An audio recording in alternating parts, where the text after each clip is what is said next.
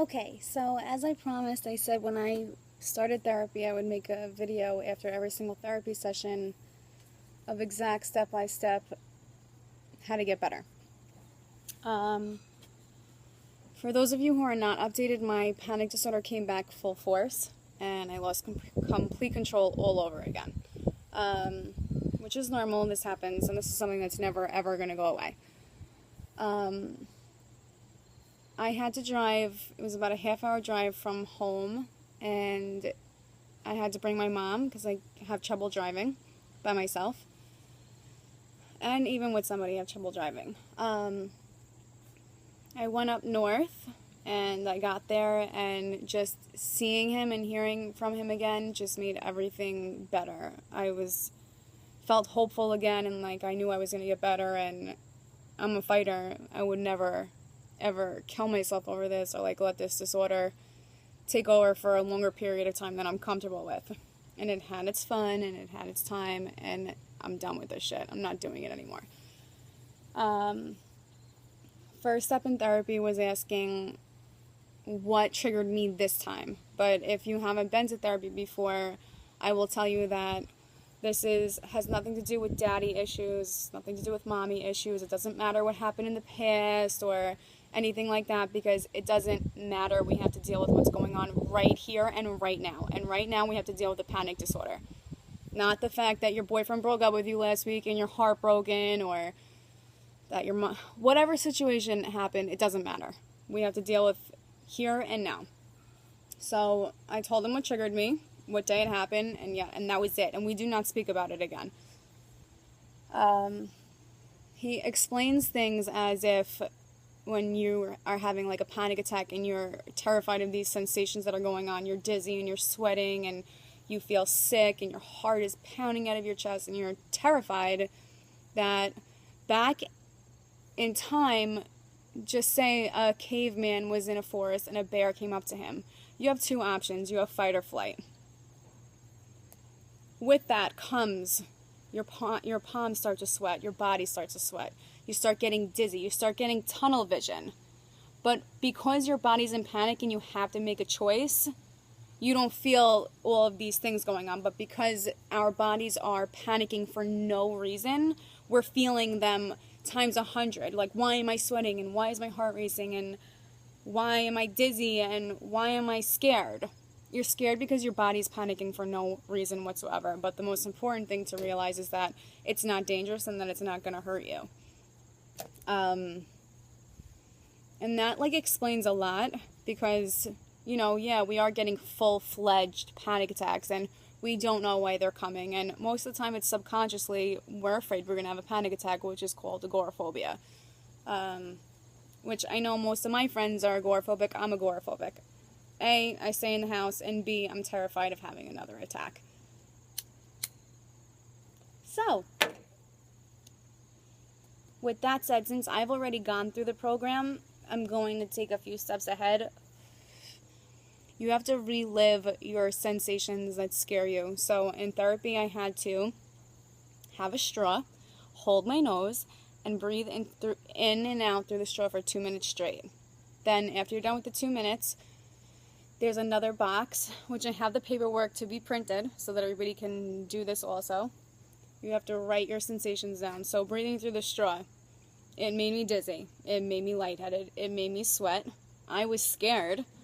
And scared of something bad happening. What? I don't know. I don't know what could possibly happen that's bad in a therapy session with a trained professional, but we have irrational minds. So I did that. I had to... This one I was like all gung-ho about. I was like, this is going to be so easy. This was not easy. Shake your head like this for 30 seconds straight and then hold your head straight. That will do some fucked up things to your head that will make you relive a panic attack all in your head. So that really sucked. I wasn't happy about that. There's one that I will not do because I'm terrified, is breathing in and out really, really hard for 30 seconds. To get that like dizziness that you feel and not feeling stable. I can't do that one. Then there's spinning in a chair for 30 seconds. There's sticking your head in between your legs and then lifting your head up really quick and all of these things. And it's to retrain your mind to understand that if you ran around the block, your heart would be racing and you would be sweating, but that's okay. But it's not okay when it happens on its own. Why, we don't know, and unfortunately this is something that we're all going to suffer for the rest of our lives.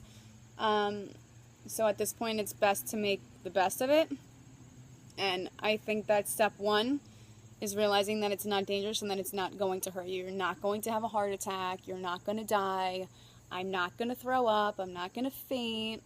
All of these things are not going to happen. I'm so happy I went to therapy. I can't stop thinking about it. I just wanted to hug him and be like, I am so freaking in love with you. It's not even funny. You have saved my life once before and you're going to save my life again. And I told him this time that the reason why I feel like I backtrack so hard is because I made him dig me out of rock bottom and place me here. And I was so happy to be here that I stayed here. And I didn't venture off, like I didn't do things, although I could have. I stayed in my little happy, whatever, 10-mile radius of a few towns and a few places that I was comfortable with, and I was fine with that because after what I went through, anything was better than that. But now I told him that I'm not stopping until I get on an airplane again, that I go to New York City, that I get on a train, and all of these things that I am like deathly terrified of. I am not stopping therapy until this happens, until I'm 100% normal, so that if I do crash, I won't drop such a far level. It'll just be maybe back to my comfortable level. I don't know, we overthink. I'm overthinking this in my head a lot right now because I'm so excited.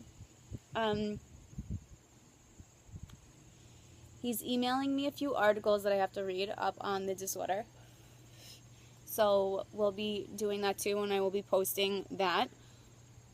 But right now it's important to reiterate those feelings over and over and over again until you almost desensitize yourself.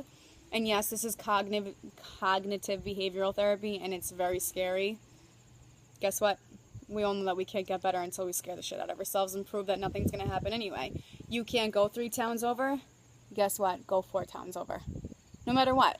No matter if you have to pull over at the side of the road, you're crying, you're screaming, you're freaking out, you're running in circles around your car.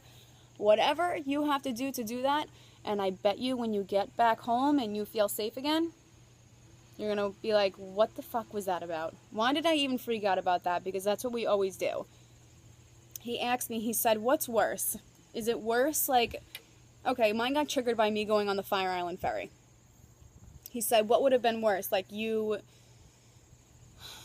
staying on the ferry or you getting off the ferry? And I said the same. And I'm assuming he's never heard that answer before, and I said, you don't understand. If I stayed on the ferry, which I did, you have a full-fledged panic attack, and now you're stuck on a fucking boat in the middle of the ocean, and you're terrified. Or you can get off the boat when you're supposed to be going on vacation, and then you can have such extreme self-hate and hate this disorder and hate your life that you can't do normal things that normal people can do. So no, there's no easy way out for this, fight or flight. But fighting, when you fight and then you get through it, then that's self-worth, and that's like, okay, I did that and I can do that again, and when I keep practicing, this is going to be nothing to me one day. I'm so excited.